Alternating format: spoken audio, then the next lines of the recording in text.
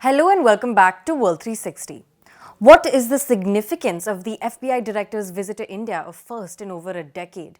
Why did the Philippines threaten to expel the Chinese ambassador in the country? And finally, why did Israel's prime minister ring the Russian president? We answer these and more in today's episode. First up, the FBI director's visit to India.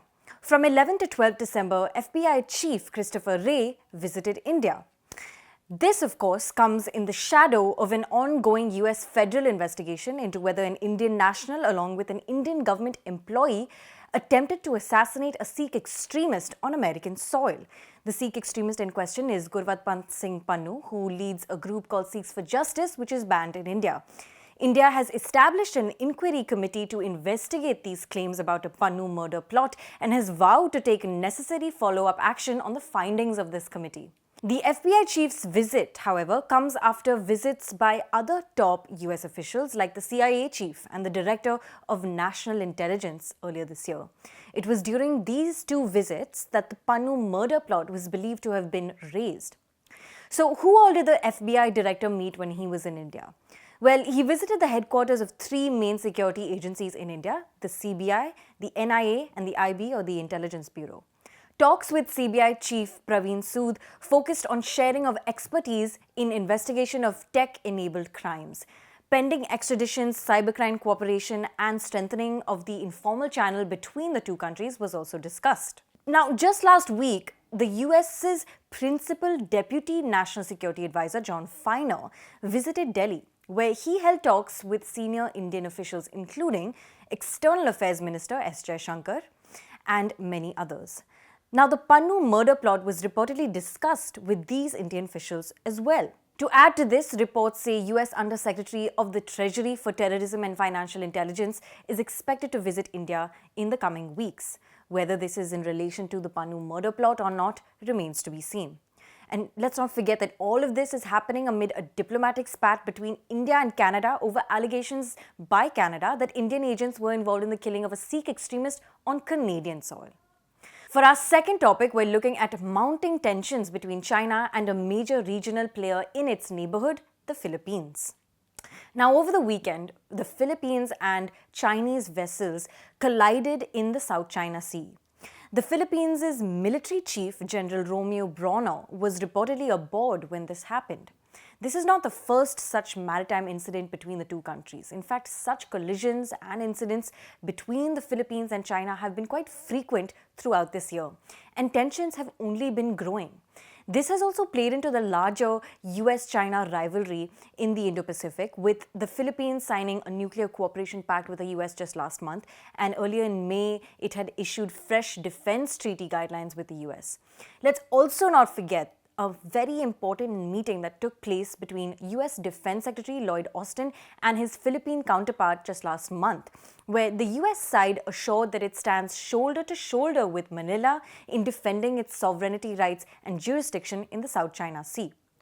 But the recent collision between the Philippines and the Chinese vessels has deepened the long-standing tensions between Beijing and Manila.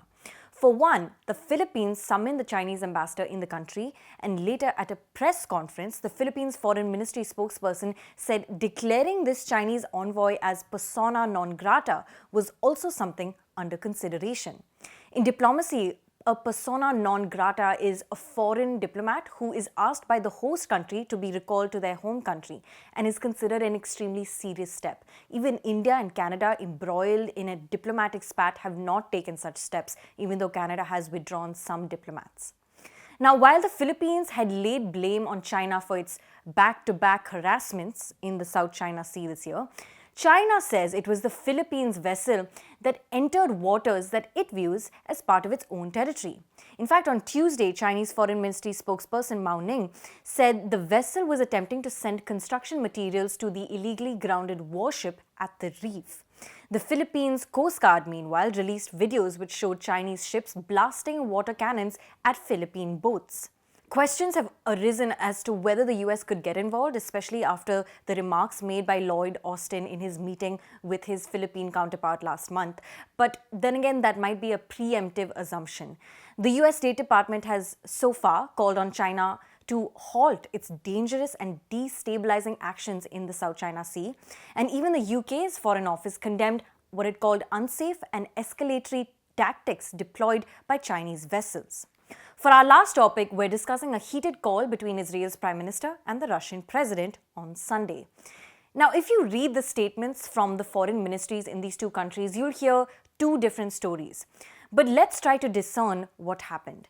Well, in short, the Israel Prime Minister Benjamin Netanyahu criticized Russia's position on the ongoing Israel-Hamas war during a phone call with Russian President Vladimir Putin.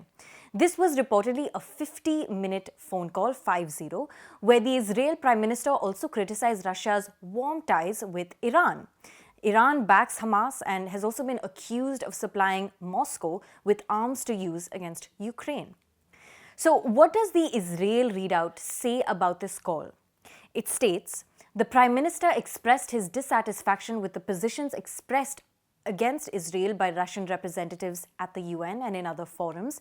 Prime Minister Netanyahu expressed sharp criticism of the dangerous cooperation between Russia and Iran. Last Friday, Russia, a permanent member of the UN Security Council, backed a UN resolution calling for an immediate ceasefire in the Gaza Strip. The US vetoed this resolution while the UK abstained, and Russia, China, and France supported the ceasefire call.